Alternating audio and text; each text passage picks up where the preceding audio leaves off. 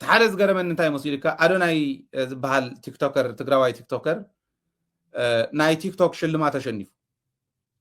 سلسته شلمات تشنفو سعيرو اتانا مودعتا رابعيتي اتخون زلا تا مودعتا بصورتا تقلالي تبهال كعا تا مكينة يعني راسا ونوسيدوا حزي نعاو يكون زقبع نيرو يوتين تبهال زغونت قول عايز قبع نيرو برقص ساون جوز تيك توكر يا جن بليسوا هزوي مريسوا بليسوا تزقر من حدا تودي ومأتيهم لكاس انت سعيرهم وقعين إلى مأتيهم مالتي تسعيرك وقعوا أتيهم أنا زقر من مالت سئلة يكون نزارب زل خرايو تقراواي انت خوينكا تقراواي سلازخونكا طرح خطفو خاز دولي مخانم تمصلا اتما ابزاش اللمات اوانس መድረክ ድረስ ይወጣው ይገለጽማ እንግዲህ ትላንት ምሽት በተደረገው ተመልከቱ መደረ እንዳገበረ እንዳለው ተሸሊሙ ተዋሂሉስ መደረብ ዝገብረሉ ይም ኮቅዋቲ የቲክቶክ ክሬቲቭ አዋርድ ሽልማት ላይ አዶናይ እጩ ሆኖ ከዩቲናስ ጋር በቀረቡበት መድረክ ላይ አዶናይ አሸናፊ ሆኖ የመኪናውን ሽልማትም ያመጣው የቲክቶክ አዋርድንም አሸንፏል። ተመለከቱት ወጣት አዶናይ ሲሸለም ይህ ሽልማት ለአንተ አይገባም ለዩቲ ነው የሚገባው ማለት በተቃውሞ መድረክ ድረስ ወጥቶ አዶናይ አስደንግጦታል። አዶናይም ሳይረበሽ የሽልማት ፕሮግራሙ በተሳካ ሁኔታ አጠናቆ ግን የተፈጠረው አምባጓሮ በዩቲናስ መካከልና በአቡ መካከል ያለው ወዳጅነት ምንድነው? እሱን ላሳያችሁ ነው የምፈልገው። አቡ ይህን ምንድነው ዩቲናስ ጋር አብሮ ቪዲዮ መስራት ዝገርም እዩ። ኣነ ብጣዕሚ ይገሪምኒ ግን እሱ በይኖ ይነበረ እንተ ቆልዓ ክትንቀቕ እዩ ዘለዎ ኣነ ማለት በዚ ኣጋጣሚ እውን እንተሰሚዕዎ ብደንቢ ክጥንቀቕ ኣለዎ ኣቱ ኣጉል ኮንፊደንስ እውን ብዙሕ ከየጥቅዖ ሰጊ እየ ኮንፊደንሱ ብጣዕሚ ደስ ዝብለኒ ዋላ ክንድድላዩ ዓለም ከምኡ ስለ ዝኾነት ከምድላዩ ክኸውን ይኽእል እዩ ግን ተዋና ነገሩ ስኢሉ ብኮንፊደንስ ኢትዮጵያውያን እንዳበለ እንድሕር ከይዱ ኢትዮጵያውያን እዚኦም እዮም ምጥንቃቕ ይደሊ እዩ ዝብል ሞ ክሕልፍ ኣብዚ ግን ንዓኻ ይግባእካ እንተባሂሉ ተወዲቦም ኣትዮም ክወቕዕዎ ግን ኣብኡ ዝነበሩ መድረክ ስለ ዝኾነ ላይቭ እውን ስለ ዝነበረ ዝተረድኦም ላይቭ እዩ ዝበሉ ኣልቂቖሞ ክውል ኣቢሎማ እዮም እታ ላይቭ እውን ይከታተላ ስለ ዝነበርኩ ኣነ ሽዑ ክውል ኣቢሎማ እዮም ድሓርያ እታ ቪድዮ ከምዚ ዝወፀት ማለት እዩ እና እንታይ ተረዲእኒ ነዚኣቶም ኣድንቕ ውዒልካ ኣድንቕ ዋላ እንተሓደርካዮም ክወልዑኻ ከጥፍኡኻ ከም ዘርኢ ከጥፍኡና ቃል ብቃል ተዛረብዎ ስለ ዝኾነ ዘርእና ከጥፍኡ ዝደልዩስ ዘርእና ክዕንብብ ከሎ ክሪኡ ከለው ከምዚ ኢሎም መጉርዖም ዝገርም ኣይኮነን እቶም ባንዳታት ኮይኖም ንዕኦም ዘገልግልዎም ዘለው እውን እንተይተረፈ ፅባሕ ንጎ ተበላዕቲ ምዃኖም እኮ ደደቢት ካብ 2020 ጀሚርና ኢና ንባንዳ ምንጋር ጀሚርና ባንዳ መወዳእትኡ ወይ መቃብር እዩ ወይ ከዓ እስር ቤት ኢልና እዮም እዚ እንዳበልና መፂና ኢና እና ኣብዚዩ ሓሳብ ክሃብ እሞ ናፍታ ትቕፅል ክንሰግር ምናልባሽ ምስ ሰዓትና እውን ሰብ እንተኣትዩ ንሳና ሓሰብና ክንከድ ክንክእል ኣለና ብካሜራ ምእታው ብዘይ ካሜራ ምእታው ይከኣል ትብሉ ኣለኹም ብዘይ ካሜራ ምእታው ይከኣለን እዚ ማለት ብቴሌቭዥን እውን ዝሓልፍ ዘሎ ፕሮግራም ስለ ዝኾነ ብዘይ ካሜራ ምእታው ኣይከኣልን ካሜራ ሒዝካ ብካሜራ ተኣትው ግን ሕጂ እውን ኣብ ታሕቲ ገይረልኩም ኣለኹ እቶም ቀፅል ሚኪ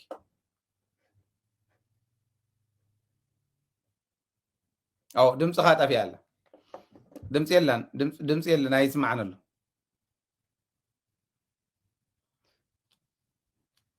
نو دمس يلا ماليس كحتاتيها صقم يلا انت خاليتي ستاين نقربكو صنحيه خاليتي نطبنا افتناي ادوناي نالواش نطنقاق زاكلينا نقربو زلنا نمبر ازيو افتو مول فيديو ونزراخم وصل زخونه خطنقاق ኣለዎ ንሱ ካልኦት ተጋሩ እውን ካብዚኹም መሃሩ ኣለዎም ብዝብል እዩ ዘቕረብክዎ ንዓይ እውን ስለ ዝገረመኒ ኣይግባእካ እንተባሂሉ ዝተወዲብካ ናብ መድረክ ወፂኦም ክሕድግዎ ሕዲግካ ደ ይወሃብ እዩ እዚ ብጣዕሚ ዝገርም እዩ ነዚ ንዑ የቕሪበዮ ጥንቃቐ እውን ክኸውን ንዕኡ ንኣዶናይ እውን ንካልኦትኩም እውን ማለት እዩ ስራሓልካ ድያ ሕዚ እስክመኮር ና دمسخا قال حيزو كالو مالت وي سيستم كاستخاخلا مو سيستم استخاخل كاتا مالس وي بسلك اتو بسلكون كتعطو تغليها تخاليت نطبي ناي بوليس تግራይ بتعم كريديت كوست دلا زلوا عباي نطبيا زود زي تريو زلخم بسكرين إيربي تتحازى لي باي أب مريم كويها تمالي 4 موبايل سريقو مبل حمشاي كسرق إيربي دي تتحيزو زود زي إيربي تتحازى مالتي بتعم زغرمن انتاي مسلكم موزي اتمن اساي سرافيل يزبال تبتعم زغرم سرافيل 4 موبايل حيزو نا 4 موبايل واغاونا اخلون تناي لبنت منفس برئس انتهليو مرسايو غنا تريو لهم زقباب داي ني زربح يكونن بال جن صريح قبل زغل بعدمس زعابه يكونن كسرق اندحر كيلو كندو زاكل ويرد زغونه سراح خسرح انت خيلو كعيتو خسكيسو باريو كنبر مخاله نا 4 موبايل ገንዘብ ግን ሱቂሉ ቤተክርስቲያን ከይዱ አውዝ ሳለም ሰበል ዕለቢሉ ርሂጹን አይዝረኸበ ሰብ ክበልዕ ዝኸይድ ሕልና ኣብ ትግራይ ምህላው ይተዓብይ ሕማ ከምዚ ዝበለ ሕማ ሰብ ኣብ ስርቂ ተረኺቦ ይተረኸበን ኢልካ ሪፖርት ምግባር ይኮነን ተዋና ቁም ነገሩ ናይ ሸውዚ ክትሰርቕ ከለኻሲ ንዓመታት ጽዒሮም ደም ርሂጾም ዘጥረይዎ ንብረት ንስኻ እትውልካ ኣብ ዝኾነ ቦታ ኣብ ስርሖም ኣብ ዘለዉ መሳኪን ካብዚኦም ወልዕልካ ወሲድካስ ከመይ ጌርካ ዝወርደል ከመይ ጌርካ እዩ ዝወርደልካ ከመይ ዝበለ ሕልና መዋቕር ዘለዎም ሰባት እዮም እዚ ዝሓስቡ ይገርመኒ ግን ከምዚ ዝበሉ መናእሰይ ዘፍሪ ሲስተም እዩ ስርዓት እዩ ዘፍርዩ ሕመቕ እንተሃልዩ ሙስና እንተሃልዩ ተሓታትነት እንድሕር ዘይሃልዩ ሓደ መሬት ክሰርቕ ክእል እዩ ብዓብዩ ስልጣን ዘለዎ ካሊእ ከዓ ታ ስልጣኑ ካብ ጁባ ሰብ ምውፃእ ስለ ዝኾነት ካብ ናይ መንግስቲ ጁባ እንተይኮነስ ካብ ጁባ ሰብ ምውፃእ ስለ ዝኾነት ከምኡ ክሰርቕ ክእል እዩ ከምዚ ንዝበሉ ሰባት ርኡይ ዝኾነ ውሕሉል ብዝኾነ መንገዲ ርኡይ ቅፅዓት መምሃሪ ዝኾነ ቅፅዓት ምቕፃዕ ከድሕን ይኽእል እዩ ዝብል እምነት ኣለኒ ውሕሉል ዝኾነ ስራሕ ዝስራሕ እሞ ግዚያዊ ምሕዳር ትግራይ እውን ክምስገነሉ ዝግብኦ ብፍላይ ፖሊስ ፍርዲ ቤት ክምስገነሉ ዝግብኦ እንታይ እዩ ነታ ናይ ማርያም በዓል ምሕዳር ጽዮን ተባሂሉ ብግዚያውነት ዝተሸመ ፍሉይ መጋባእያ ከም ዘሎ ሰሚዐ ናይ ዝወዲ እዚ እውን ንእለት እዮም ወሲዶም ሪኦማ ብግዚያውነት ናብ ዝተሸመ መጋባእያ ወሲዶሞ ኣፍታ ኩነት ንሳስ ኣፍታ በዓል ንሳስ ፀገም ከም ዝፍጠር ፍሉጥ እዩ ልያቡ ስለ ዘለዎ ኣብቲ ዓዲ ስለዚ መጋባእያ ግዝያዊ ዝኾነ መጋባእያ ተጣይሹ ፍሉይ መጋባእያ ተጣይሹ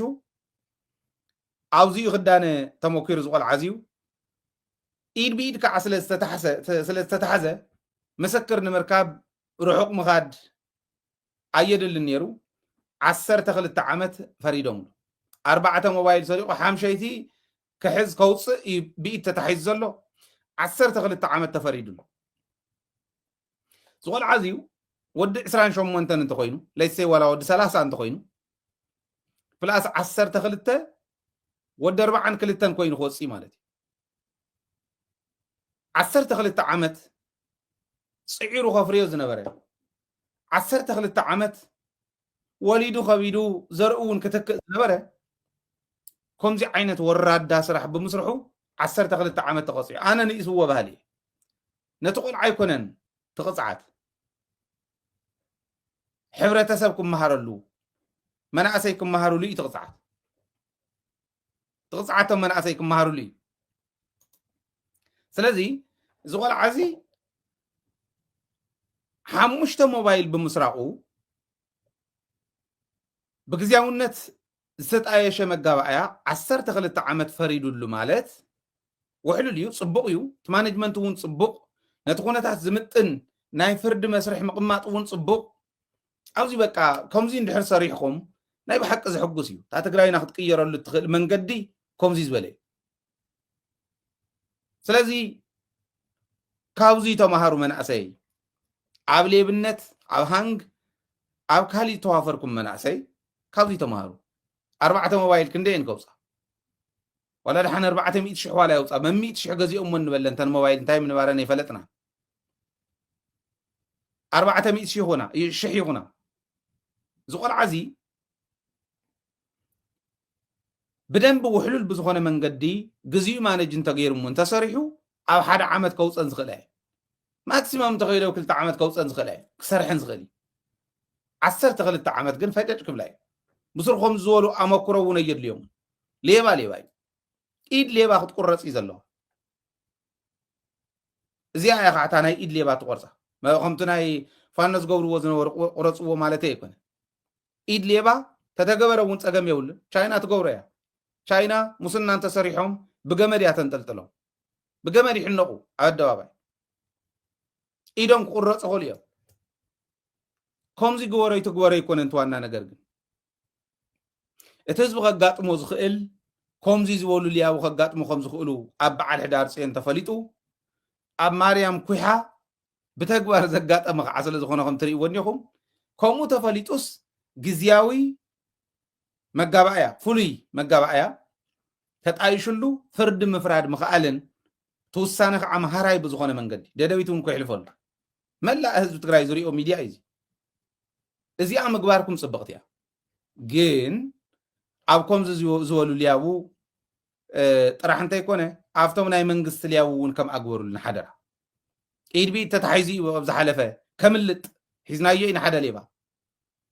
ካልኦት ሊያው እውን ከምኡ ገይሩ ፖሊስ ኮሚሽን ዝሓዞም ኣለዉ የቕንዮም ፖሊስ ኮሚሽን ጽቡቕ ሰርሑ ኣለዉ ሕዚ ከምኡ ሒዞም እዮም ካልኦት እውን እኒአው ካብ ናይ ህዝብን መንግስትን ጅባ ዝሰርቁ ዘለዉ ልክዕ ከምቶም ካብ ግለሰባት ጅባ እንዳሰርቁ ተታሒዞም እኒአው መሃራይ ዝኾነ ስጉምቲ ክውሰደሎም ኣሎ ልብ በል መንእሰይ እንታይ እዩ እቲ ኣነ ዝረኣየኒ ይመስለኩም ሓደ መንእሰይ ብምቕፃዕ ሓደ ዝተባላሸወ ሕልና ብምቕፃዕ ኣማኢተ ሽሓት ኢፍናት ሚልዮናት ሕልና ምድሓን ይከኣል እዩ ለዚ ዝገርኩም እኒኹም ምናልባሽ ወፂኻ ስለ ዝነበርካ 4 ሞባይል ሰሪቑ 5 ሞባይል ክሰርቕ ኣብ ጁባ ሰብ ተታሒዙ ኢድ ብኢድ ተታሒዙ 12 ዓመት ተፈሪድዎ ኣሎ ስራፊኤል ዝበሃል መንእሰይ ፍሉይ መጋባእያ ኣጣይሾም ንሕዳር ጽዮን ኣብ ሕዳር ጽዮን ከጋጥም ዝኽእል ከምዚ ዓይነት ስርቂ ክህሉ ኢሎም ኣጣይሾም ዝጸንሑ እዮም ፈሪዶም ሞኒዮም እሞ ኣብዚው ናይ ምእመናን ስልክ ሰሪቑ ኸይድ ዝተታሓዘ ሰብ ጥራሕ እንተይኮነ ንመንእሰይ ጽቡቕ መሃራይ ዝኾነ ስጉምቲ እዮም ወሲዶም ኢለ ስለ ዝሓሰብኩ ኣቕሪበዮም ኣብኡ ሓሳብ ካብ ካልኦትኩም ክትኣትው ትደልዩ ሕዚ እውን ትዕድል እኒሄ ክትኣትው ትኽእሉ ኢኹም ኣብ ታሕቲ ገይረልኩም ኣለኹ ቀጽልመኪ ታ ድምፂ ዝኾነ ነገር ኮይና ኣላ ብስልክ እንተተኣቱ መሓሸ ኣይ ቲንክ ብስልክ እቶም ብስልክ እቶም ስለዚ ክትኣቱ ትኽእሉ ኢኹም ኣብ ታሕቲ ገይረልኩም ኣለኹ ሕዚ እውን ኣትዩ ሓሳብ ክህብ ዝደሊ ኣትዩ ሓሳብ ክህብ ይኽእል እዩ ኣብ መወዳእታ ምናልባሽ ሚኪ በቲ ሓደ ገፅ እውን ይሰምዓኒ ስለ ዘሎ እንተኣትዩ ኣብ ኩሎም ደሪቡ እቲ ሓሳብ ክህብ እዩ ጽምዶ ዝምልከት እዩ ጽምዶ እቲ ዝኸደሉ ዘሎ ደረጃ ምርኣይ ረብሕኡ ንህዝቢ ትግራይ ዘለዎ ረብሓ ምርኣይ ጽባሕ ንግሆ መንእሰይ ትግራይ እውን መንእሰይ ኤርትራ እውን ተመሊሶም ናብ ድፋዕ ከይኣቱ ክንገብር እንድሕር ኮይንና ኣማዕዲኻ ናይ ምርኣይ ክእለትና ኢና ክነዳብር ዘለና ዝብል እምነት ኣለኒ ኣብ ዝሓለፈ እንታይ እዮም ኢሎም ነይሮም ናይ ጽምዶ ዘካይዱ ዘለዉ ሰባት በቲ ዝነገሩና መሰረት ማለት እየ ጽምዶ ዘካይዱ ዝብሎም ዘለኹስ ናይ ህዝቢ ተወከልቲ ባዕሎም ደው ኢሎም ዝሓበርኒ ሓደ ነገር ክሕብረኩም ከምዚ ኢልኩም ነርኩም ንስኻን ኣወል እውን ተዋጠጥኩም መሲሉና ነይሩ ምምፃእኹም ጽቡቕ ናብ ሓደ ምምፃእኹም ጽቡቕ ግን ሓደ ነገር ክንነግረካ ኢሎም እንተ ትበኣሱ እሞ ሲኢልኩም ንሓዋሩ ከምዘይትራኸቡ ኮንኩም እንተ ትበኣሱ ነርኩም እውን እትጽምዶ እንድሕሪተይ መተመለሰን ምክንያቱ ህዝቢ ዘካይዶ ዘሎ ናይ ኣወለ ይኮነን ናይ ሃይለ ይኮነን ይብሉ خالي ترفمو ታጽምዶ ግን ዝፈጠረቶ ኣለኻ ዲኻ ስማዓካ ዲ እና ዝኾነ ነገር ከልዩ ኦኬ ጽቡቕ ኣፍታ ጽምዶ በፂሕና ስለ ዘለና እንድሕሪተይ ንምለስ ንሳብ ሰቕረብኩሞ ይውቃቱ ኦኬ ጽቡቕ ሕዚ መፂኻ ኣለኻ ኣኻ ትመስል ግረም ስለዚ ጀሚረያ ስለ ዝኾንኩ እታ ናይቲ ቆልዓ ሓዘለይ እሞ ናይ ጽምዶ እውን ክውስኽ ኦረደ ፋሪቀያ ስለ ዘለኹ እንታይ እዩ ተዋና ሓሳብ ንክህብ ኣብ ጽምዶ ሓሳብ ክንህበሉ ዝገበረና ሓደ ጽሑፍ ይርኢ ነይረ ዝኾነ ሰብ ዝፀሓፎ በቀዳማይስ ይብል ናብ ኣክሱም ጽዮን ዒስራ ዝኾኑ ኣሉላ ይጽሒፍ ዋሪእዮ ብግልፂ ኣብ ሶሻል ሚድያ ስለ ዘሎ ንርአዮ ዒስራ ዝኾኑ ካብ ኣስመራ ናብ ኣክሱም ክኸዱ ዒስራ ዝኾኑ ካብ ኣክሱም ነስመራ ክኸዱ ማርያም ኣስመረይትን ማርያም ጽዮንን ሓቢሩ ክኽበር ከምዚ እውን ተሓሲቡ ነይሩ እግዚኦ ኢሉ ዝሓስብ ዒስራ ጥራሕ ኣይኮንን መጽኦም ሕዚ ካብ ኤርትራ ኣነ ክነግሮ ንኸምኡ ዝበለ ዒስራ ጥራሕ ኣይኮን ካብ ኤርትራ ዝመፁ ኣለዉ እዩ ኣማኢት እዩ ስኢሉ ምናልባት ሸሓት እንተዘይኮይኖም መጽኦም እዮም ተሳሊሞም ከይዶም እዮም ተሓሳብ ግን እንታይ መሲሉካ ኤርትራዊ ዝበሃል ናብ ትግራይ ከይኣቱ ትግራዋይ ዝበሃል ናብ ኤርትራዊ ከይኣቱ ምባል ዳ ይሓይሽስ ኤርትራዊ እውን ናብ ትግራይ ከኣቱ ትግራዋይ እውን ናብ ኤርትራ ከኣቱ እንታይ መስርሕ ንዘርግሕ ኢልካ ምሕታት እዩ ዝሓይሽ ብልጽግናነት እስካዕ ዓንቀሮም መሊኡስ ምናልባሽ እውን ትን ዝብሎም ዘሎ ግለሰባት እየ ዝርኢ ዘለኹ የዋፀና ድዩ የዋፅ ድዩ ተቐርቂርና ምንባር ሳንዱች ኮይንና ምንባር የድልየና ዶ ፓረንቲንግ ዝበሃል ትፈልጥ ትኾን ኢኻ ፓረንቲንግ ቆልዓ ኣይኮነን ዝቕየር ምስ ወለድካስ ፓረንቲንግ ዝበሃል ትሬኒንግ ይውካ እዮም ዝማዕበል ዓድታት ቆልዓ ኣይኮነን ዝቕየር ተወላዲ እንዳተቐየረ ነቲ ቆልዓ ዝቕይሩ ተወላዲ ዝቕየር መጀመርያ ኢሞሽናል ዝኾነ ወላዲ እንተ ነይሩ ናይ ምርዳእ ቆልዓ እንታይ ይብል ዝብል ዝኾነ ነገር ክብል ከሎ ከምዚ ስለ ዝኾነ እኮ ኢሉ ክሓስብ ዘኽእሎ ስልጠና እዩ ዝውሃቦ ኣብ ብልጽግና ሰፊሮም ዝኔው ግለሰባት ግን ቆልዓ እንተዘይመርሓኒ ህፃን እንተዘይመርሓና ኢሎም ሓደ ህፃን ኣብ ላዕሊ ከፈቢሎም እቲ ህፃን እቲ ማሕበረሰብ እናተቐየረ ነቲ ህፃን ዋህበል እንዳበለ ክንዲ ክኸድሞ ህዝቢ ከድሕን ተገልቢጡ ሓደ ህፃን ዝመርሓ ጨቕላ ዝበልዎ ዞም ሻዕብያ ብሓቆም ከመይ ገር ይሕሙሶም ከም ዘሎ ከመይ ገሮም ናብ ጨቕላነት ተቐይሮም ከም ዘለው ራዩ ኣሉላ ታቐይሙ ሓንቲ እያ ማእኸላይ ኮሚቴ ክኾን ይደሊ ነይሩ ትዳሓረብ ቲኤምኤች ገለ ዝመፀ ግደፍዎ ማእኸላይ ኮሚቴ ክኾን ይደሊ ነይሩ ማእኸላይ ኮሚቴ ዘይገበርኩምን ዝብል ቀይሚ ነይርዎ ኣይኮነትን እዚኣ ከዓ ዘተረፋይ ገርመካስ ማለት ህዝቢ ይፍለጦ ምፍላጥ ጽቡቕ እንዲ ኣብ ግለሰባት ክነተኩር ደልየ ኣይኮነን ግን ንተኣረም ግድ የብልኩምን ነቲ ህዝቢ ማእኸል ዝገበረ ስራሕ ንስራሕ ክብል ደልየ ማእኸላይ ኮሚቴ ተመሪፁስ ኣጋጣምታ ታሪኻ ጽብቕቲ ስለ ዝኾነት ንሓዛ እሞ ተወኪሎም ካብ ዝኸዱ ሰባት ሓደ እዩ ነይሩ ፍታ ግዜ ንሳ ድሓር ቶም ተወኪሎም ዝኸዱ ሻይ ክሰትዩ ቁርሲ ክበልዑ ገለ ግዲኦም ዓርፊዶም ኣትዮም ኣሉላ ተጠቂሙ ጸኒሑ መን ይግለጾ ናይ ኣሉላ ተመክሮ ዝብል ግን ተሳኢኑ ድሓር ጌታቸው ሕቶ ልዒሉ ጌታቸው የትሪፍዎ ሕቶ ልዒሉ ጌታቸው ዋህዮ ጀሚርካ ካብ ዋህዮ ናብ መሰረታዊ ውዳበ ናብ ካሊእ እንዳበልካ እንዳተመኮረ ዘይመፀ ከመይ ገርካ ዘልኢሉ ሕዚ ናብ ማእኸላይ ኮሚቴ ይከኣልን ኢሉ ሓሳብ ዘቕረበ ጌታቸው እዩ እንታይ መፁ እናሃለዉ ንሳቶም እያ ተወሲና ተሪፉ ቆፃሪ ስታይ ገይሮሞ እንታይ ዝበሃል ቆፃሪ ድምፂ ገይሮሞን ኣሉላ ማለት ከይሓርቕ ተባሂሉ እዩ ብትክክል የዛረብ ዘለኹ ንዑ ከብሽቕ ኢለ ኣይኮነን ፈልጣ እዩ ንሱ ኣብ ሓደ ቢሮ እከለን ዝበሃሉ ሽሞም ንሕዚ ዘይፀርሖም ሓቢሮም በሉ ድሓን ቅር ከይብሎ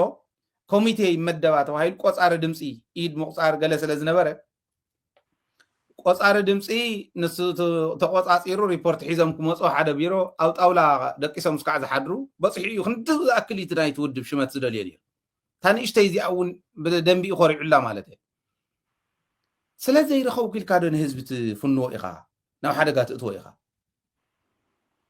ኣነ ናብ ሓቂ ዝዛረብ ዘለኹ ዋላ ኣሉላ ጥራሕተ ይኮነ እቶም ዓበይቲ እውን ክሪኦም ከለኹ ይገርመኒ እዩ ኣነ ደ ዝጋገ ዘለኹ ንሶም ድዮም ዝጋገዩ ዘለው حدا ግዜ ጥፊ ብስሩ ይሓስበሉ ኣብ ሕወሓት ውሽጢ ኮይኖም ኣለኹም ክትብሎም ከለኻ ሽመት ኣለኩም ክትብሎም ከለኻ በቃ ዘይ ሕወሓት ካሊእ የለን ሕወሓት ወይ ሞት ይብሉ ካብታ ስልጣን ውርድ ምስ በሉ ግን ሕወሓት ዝመስል መቃብር የለን ኢልካ ይምጎት ነቲ ህዝቢ የደናግሩ ማለት እዩ ህዝቢ ክሪኣ ዘለዎ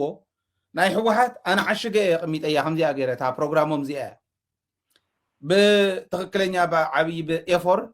38 ፔጅ እያ የንብባ እየ ሕወሓት ማለት ንዓይ እዚኣ እምበር ደብረፅዮን እውን ኣይኮነን ጌታቸው እውን ኣይኮነን ኣይነበረን ዓለም እውን ኣይኮነን ሕወሓት ማለት ቶም ግለሰባት ኢልና እንዳቆፀርና ንኸይድ ክኸፍኦም ከሎ ስልጣን ክስእኑ ከለው ሕወሓት ማለት ሕንጉጓያ ሕሕ እንዳበሉ እንዳፍርሑ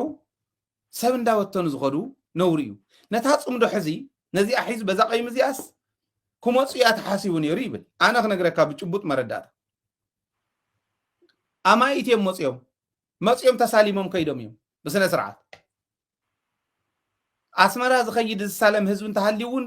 ኣሉላ ይመልሶ ሃይለ ይመልሶ ደብረፅዮን ይመልሶ ወዲ ወረደ ይመልሶ ኣይመልሶ ስለዘይምለስ እዩ ህዝቢ ጀሚርዎ ትፅምዶ ከመይ ከም ተጀመረ ታሪኹ ክንገር እዩ ኢለኩም ኣለኹ ከምኡ ዶ ይግበር እዩ ኣነ ሓደ ሕቶ ክሓትት ንገሊኦም ነቶም ከምኡ ዝብሉ ፅምዶ እንተተባህለ እውን ውይ በሎ ውሽጥና ሓደ ንኹን እሞ ኣብ ውሽጢ ዝኒሄ ሌባ ነባረሮ ኣብ ዓርሶ ምርኮሳ ንእመን እንተተባህለ እውን ውይ እንታይ ዳ ኣይኹን እንተኢልናኩምስ እንታይ ኢኹም ክትብሉ ጌታቸው ተመሊሱ ይምራሕ ጻድቃን ይመለስ ሞ ይበትና ንዓዲ ከምኡ ዶ ይገበር በየነ ይመለስ እሞ ምሽጥራዊ መኸታ ይነካይድ በየነ ይመለስ እሞ ናይ ወርቂ ናይ መቐር ናይ ግዛዕ እናተባህለ ኮሚሽናት ይውሰዱ በዓል ሻይ መረሳ ይምፁ እሞ ብረት ይሽጡ ዶ በዓል ካልኦቶም ኣብ እምባ እናተሰቐሉ ናብዚ ገፅ ተኩሱ እንዳበለ ዝተኳሽ ኦፒ ኮይኖም ዝሰርሑ ዝነበሩ ይመለሱ ታተዋፀና እንተነኣሰት ዓባይ ነገር ኣነ ነታ ፅምዶ ዝርዳእ ማለት ኣሉላ ስለተዛረበስ ቁም ነገር ለውጢ ከምፂ ኢለ ኣይኮነን ኣሉላ ሓንቲ ትካል ሓንቲ ቲኤምኤች ከም መሓደር ዘይኽእል ሰብ ኣነ ንሱን ትካል ነመሓደር ነርና ሓደይና ነመሓደር ነርና ቴሌቪዥን ጣብያ እየ ዘመሓደር ዘለኹ ኣነ ብዙሕ ይሓገዘንን ሰብ 1.6 ሚልዮን ኣብ ሓደ ግዜ ተዋፂኡ ናይ 10 ዓመት መኾና እንደደቢት እዚ ናይ 10 ዓመት ገንዘብ ዝበሃል ይመለመናን ሓጉዝና ይመበልናን 10 ዓመት ይኸተላ እዩ እንደውም ከምኡ እንተዝመፅማ ኸፈ የብሎን ኣነ ብደደቢት ሽም ካሊእ እናተሰርሐ ዘለዓለሙ እናተደገፈት ትኸደሉ መገበርክዎ ትካል ዝኣክል ናይ ህዝቢ ትካል ዘውደቐ ኣብ ማተሰኣትዩ እንዳሓመሰ ዝነበረ ሰብ ወፂኡ ስለተዛረበ ማለት ስለ መሪሕነት ክዛረበ ይኽእልን ስለ ትግራይ ከመይ ትቕየር ክዛረበ ይኽእልን ሓንቲ ትካል ምቕያር ሓንቲ ትካል ሒዝዋ ምዝላቕ ዝኣበየተ ሰብ ስለ ዝኾነ ሞራል ኣለና ሃይለ ክዛረብ ብፍላይ ንኣሉላ ምክንያቱ ፓራሌል ዓበይቲ ትካላት እየን እዚአን ቀሊል ትካል ኣይኮነን ቲኤምኤች ነይሩ ቀሊል ትካል ኣይኮነን ደደቢት እዚኣ ክመርሕ ዘይከኣለስ ንዕበሉ በዚ ጌርኩም ምርሑ ኢሉ ክዛረበ ይኽእልን ቁም ነገር ቆፂረ ኣይኮነን እየ ዝብለካ ዘለኹ ግን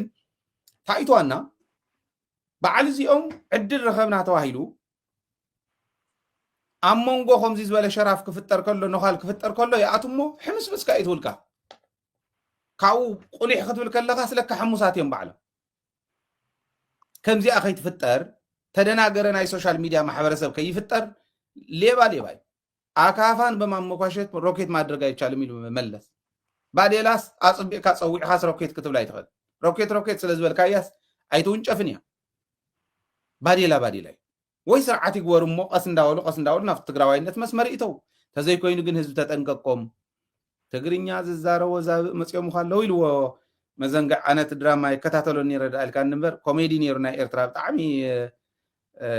ዝዓበናሉ ማለት እዩ ዳርኣናዮ ዝዓበና እዩ ብግልፂ ዝዛረበካና ዝገርም እዩ ተባህሉ ሕዚ ክሪኦ ከለኹ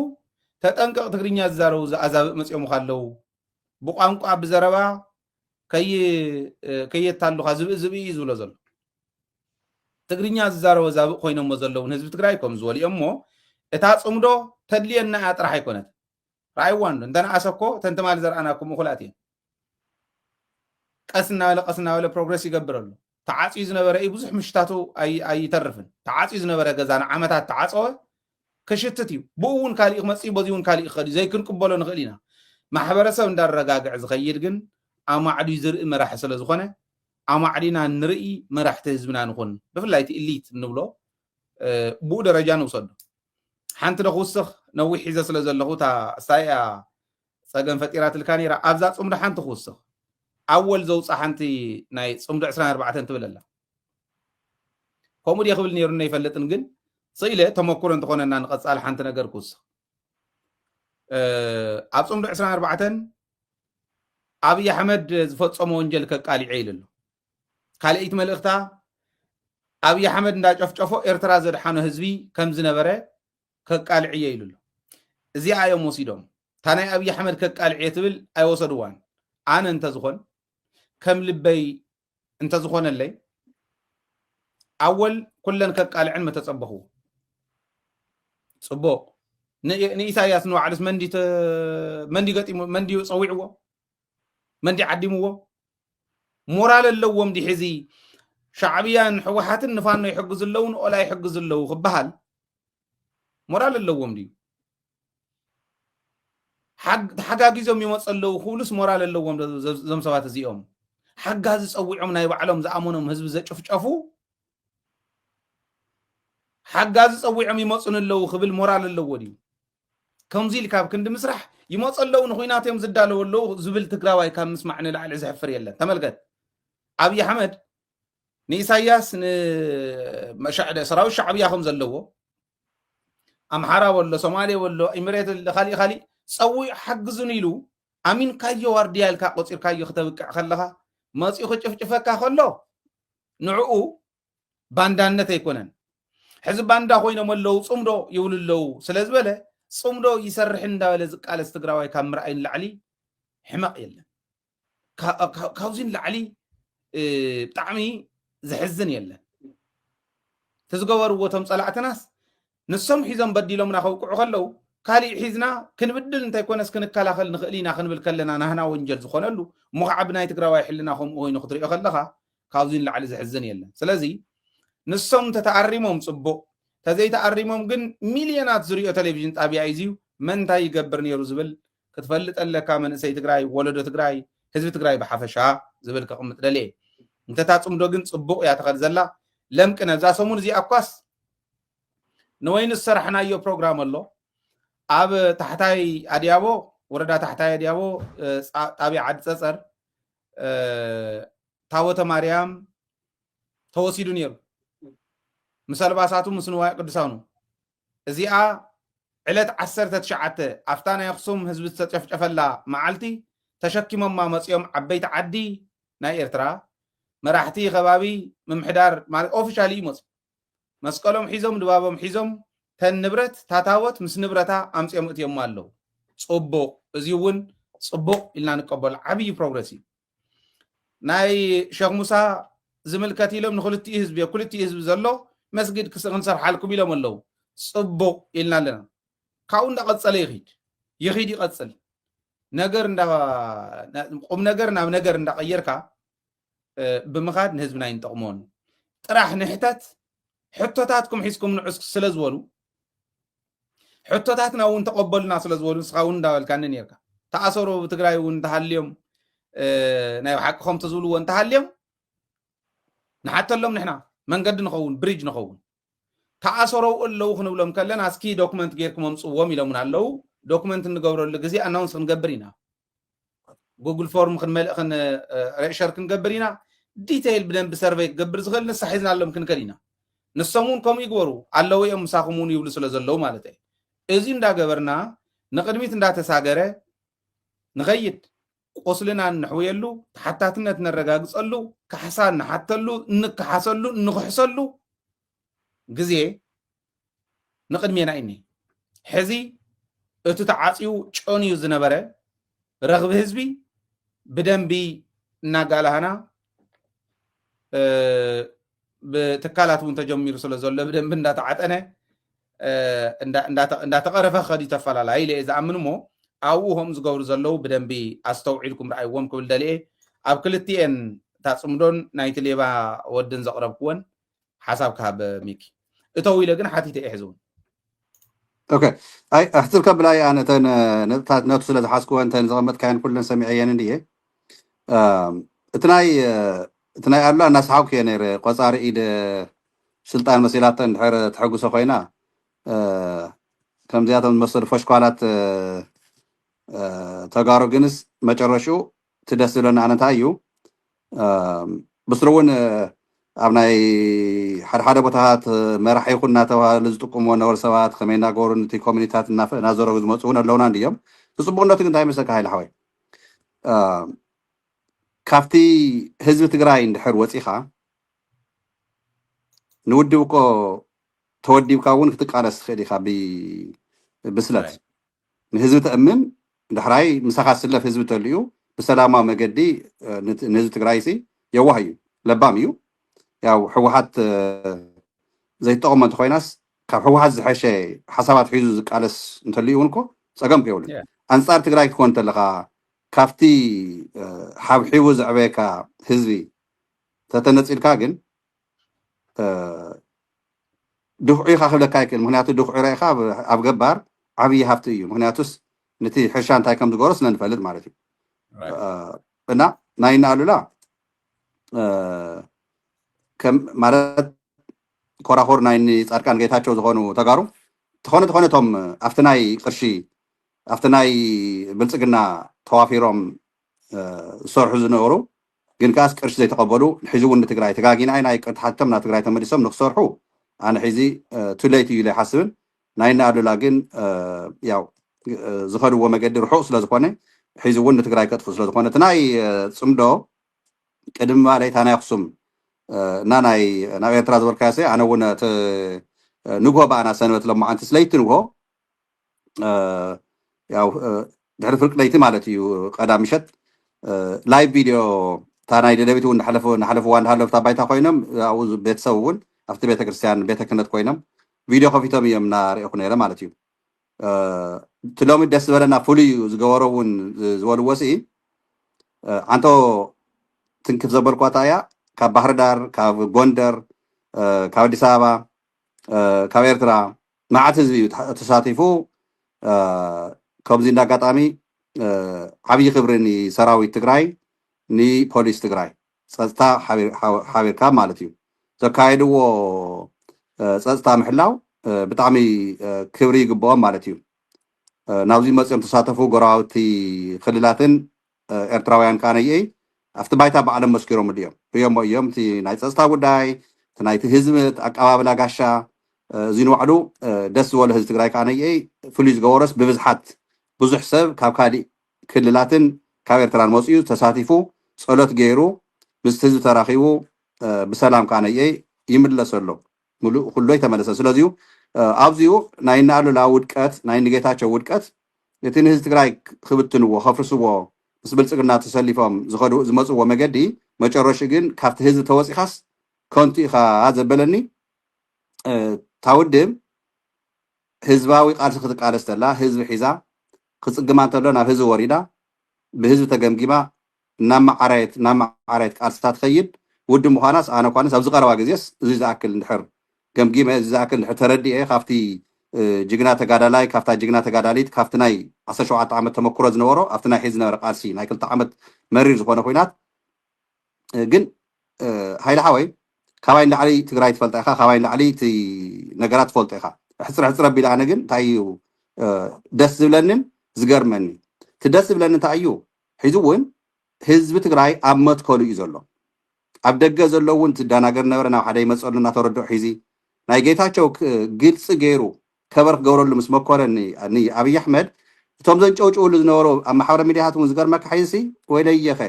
ማዕሮ ናይ ትግራይ ህዝብና ከምዚ ዝኣክል ክሕደት ድዩ ኮይኑ ሕና እኮ ምስ ብልፅግና ኮይኑ እንደኾን ብውሽጣ ውሽጢ ደኾን ንእሽተይ ይሰርሕ ኢልና ዝሓሰብና እነበሉ እውን ሓቆም ድዮም እናቀደዱ ናይ ባዕሎም ጉዳይ ግን ብዙሕ ሰብ ኣብ ዲያስፖራ እውን ናብ ሓደ ናብ ልቡ ይምለስ ኣሎ ግልፂ እናኾነ ይመፅእ ኣሎ እቲ ክሕደትን እቲ ባንድነትን እቲ ህዝብና ጠንካራ ምዃኑ ኢኮኖሚኡ ዓንዩ ኩሉ ነገር ፀገማት ሽግር ሒዙ ግን ጠንካራ ህዝቢ ምህላውና ካብ ሰራዊት ተገንዚብካ ካብቲ መሪሕነት እቲ ናይ ተጋድሎ እቲ ናይ ቃልስና ከመይ ጠንካራ ምዃኑ ሓደ ምስክር እዩ ስለዚ እዚ ሒዝካ ነዚ ህዝቢ እዚ ከምቲ ኣያታትና ዝበልዎ ከምኒ ነፍሲ መሓሮ እኒ ሲመስፍን نزه هذا زي شو عتق زي تتمثلوا إلو تزارو زرواتات نبايتا زي نتوي زيوم يوم تبناتنا عيدان زخوننا زيوم يوم تبناتنا جغانو نزيوم رينا إنا نحنا تقالسنا ونمريرنا نقالسو حيزونا مسمرنا خوينا نهزبنا نتزقاقا يتقاقنا بدنا نتزق حادقن سلازق حادق من متقورة يتخينيخا سو بزوم وحدات عقتات زخونو خحدامات زفرسهم دايلا ኣብዚ ተቕርቦ ኢኻ ሓደ ግዜ እውን ሓደ ሓውና ኣብ ትግራይ ዝኒሄ መብዛሕትኡ ግዜ ብሱል ዝኾነ ሓውና ክልብ ሰሪሖም ናርኢኽዋ ነረሳ እዩ ዝብል ፅምዶሲ ብስሩ ማንም ሰብ ኣየርክባን ተሰቂላ ላዕሊ ከይድ ኣይ ኢሉ ክዛረብ ሰሚዐዮ ሽሙ ደሓን ይፅንሐልና ዝሮ ግን ደስ እዩ ዝብል ስለዚኡ ናይ ፅምዶ ረብሓታትና ብዙሕ እዩ ንህዝቢ ኤርትራ እውን ብዙሕ እዩ ብልፅግና እውን ያው ተፈሽልዎ ዘሎ ዝሓሰቦን ንትግራይ ጨፍሊእካ ናይ ኤርትራ ባሕሪ ተቋፃፂርካ ናይ ዓባይ ኦሮምያ ንምፍጣር ዝኸደ ዝነበረ ከይድታት ናይ ብልፅግና ዕላማ እቶም ምስ ኮይኖም ዝኽሓድና ተጋሩ እውን ናይ መጨረሻ ሞቶምን ውርደቶምን ንሪኦሉ ሰዓት እዩ ዝበፅእ ዘሎ ስለዚ ዓንቶ ዝበልናዮ ሰራዊትና ናብ መሬቱ ናብ ምዕራብ ክምለስ ክንብል ተለና እቲ ገምጋም ንሪኦ ዘለና ሲ ናፍቲ ናይቲ ስርቂ ዝበልካዮ ኣነ ሃይሊ ሓወይና ዓዲ እውን እናተመላለስኩ ዝፀናሕኩ እቲ ስርቂ ቅድሚ ሒዚ እውን ኣብዚ ትንክፈ ቢለ ነይረ እየዋ ሞባይል ተሰረቁ ሲ ኣነ እውን ሓበሬታ ዘለኒ ቅድሚ ሒዚ ናይዚ ክመፅኦ ናይዚ ቆልዓ እዚዩ ሓንቲ ሞባይል ሰሪቁ ሓደ ቆልዓ 5 ዓመት ተፈረዶ ይፈልጥ እያ ነ ሶቲ ስርዓት ይሰርሐሎ እዩ ግን ኣኽር ረቢሉ ዝሕዝ እቲ ዓብዪ ማፍያ ኮይኑ ኣብ ስርቅታት ተዋፊሩ ዝፀንሐ ኣብ ግዜ ፃድቃን ጌታቸው ዝነበረ ስርዓት ናይ ትግራይ ከመይ ከም ዘበላሸውዎ ኣብዚኡ ሰሪየስ ኮይኖም ከምቲ ናይ ሓደ ወደፍቲ ሽረ ዝነበረ ዝበልካዮ ካሊእ እውን ዓበይቲ ስርቅታት ተዋፊሮም ምስ ሃፍተ ገንታት ነትወርክ ሰሪሖም ዝሰርሕዎ ዝፀንሑ እዚዩ ሰሪየስ ዝኾነ ክራይም ስለ ዝኾነ ኣብዚኡ ኣትኪሩ ፀጥታና ፖሊስና ክሰርሕ ኣይ ቲንክ ድጋፍ ናይቲ ህዝቢ ከድሊ እዩ ድጋፍ ናይቲ ህዝቢ ከንታይ እዩ ከምዚ ዓይነት ሒዚ እንድሕር ዘይተጋጊ 12 ዓመት እንድሕር ተፈሪድዎ 12 ዓመት ንኣይ ክብድ እያ ትብለኒ ነዊሑ ብጣዕሚ ምክንያቱስ ለይባ እዩ መቕፃዕቲ ግድን እዩ 12 ዓመት ግን ንሓደ መንእሰይ ከቢድ ሓይሊ ሓወይ ግን ከምዚ ዓይነት ከርን መቕፃዕቲ ዘቕሚጥካ ኸ መፍትሒ እንታይ እዩ እዩ ሶ ሓደ እቲ ኢኮኖሚና ክነመዓራርኺ እንተኮይና ትግራይ ሙሉእ ሙሉእ ኣብና ከዓ ተለዎ ኣማራጫትና ምስቶም ጎረባብትና ሱዳን ኤርትራ ኣምሓራ ዓፋር ዝኒሄ ህዝቢ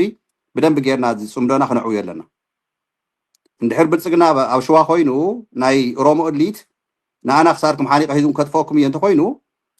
እቲ ሃገረ ትግራይ ንብሎ ዘለና እኮ ፅባሕ ንጎ ተገዲድና ብስነ ስርዓት ክንወፅእ እንዲት ዕላማና ተገዲድና እንድሕር ንኸደ ኮይና ግን ምስ ሱዳን ምስ ኤርትራን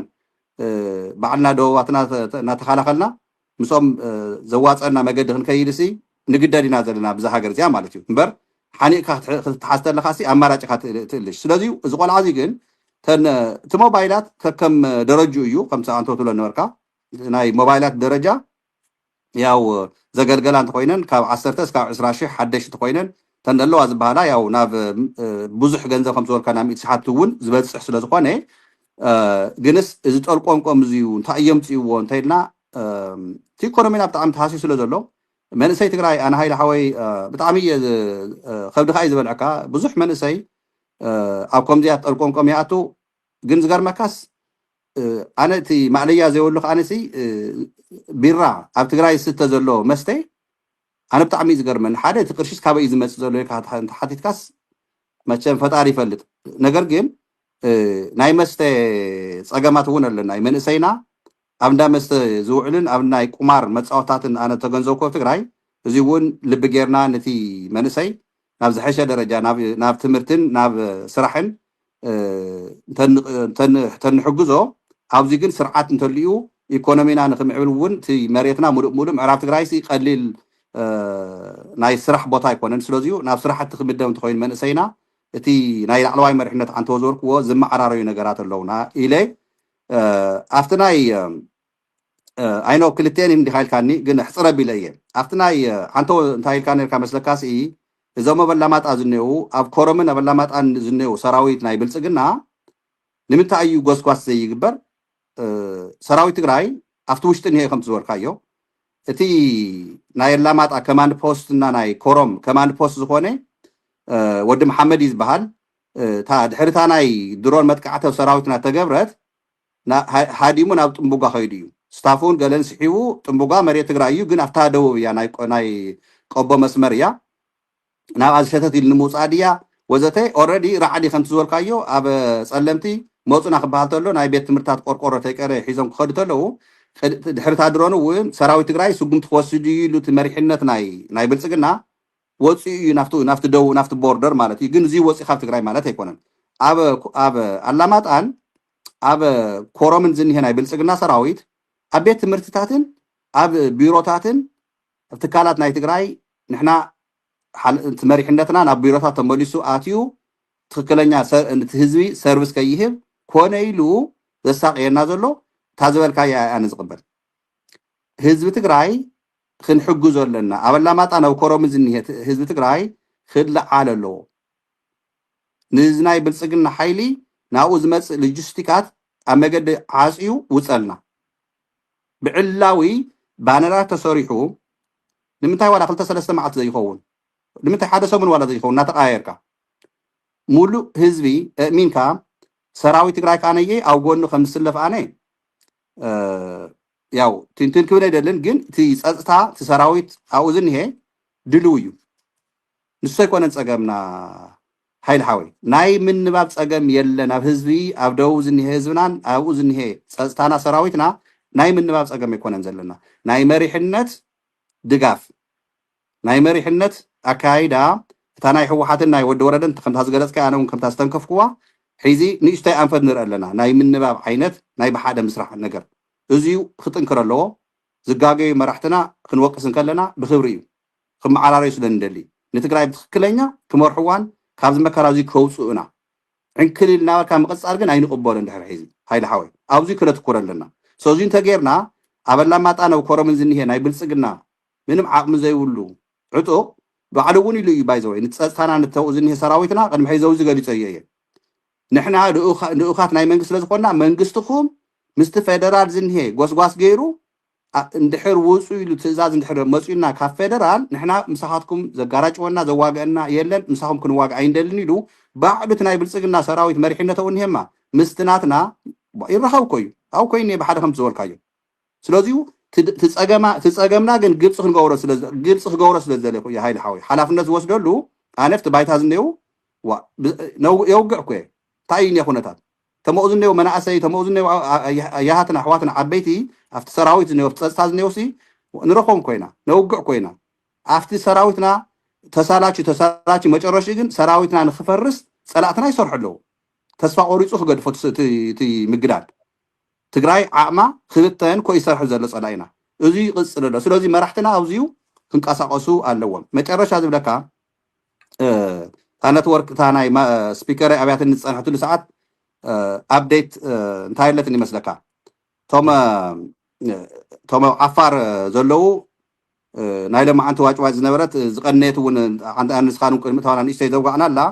ሓበሬታ ሒዚ ቸክ ዝገበሩ ኮንፈርም ዝገበሩ ናይ ባዕልና ብውሽጢ ሒዚ ኮንፈርም ዝገበሩለይ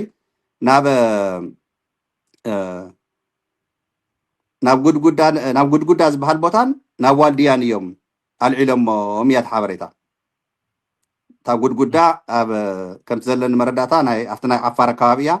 ናብ ዋልድያ እውን ስለዚ ናብ ክልተ ቦታ እዮም ኣልዒሎሞም ዘለው ጠቕላላ ስለዚያ ኮንፈርም ዝኾነት ሓበሬታ ለጋጣሚ ዝሓተትክዎም ሰባት ነይሮም እዮም ተን ኢንፎርሜሽን መፅያና እንድየን ውዒለን በኣይ ግን ናብ ሚድያ እናተልና ኢና እሞ ኮንፈርም ዝገበሩለይ ዝሓተትክዎም ኣብቲ ምውፋር ዝሓሙ ዘለዎም እንደገና እቲ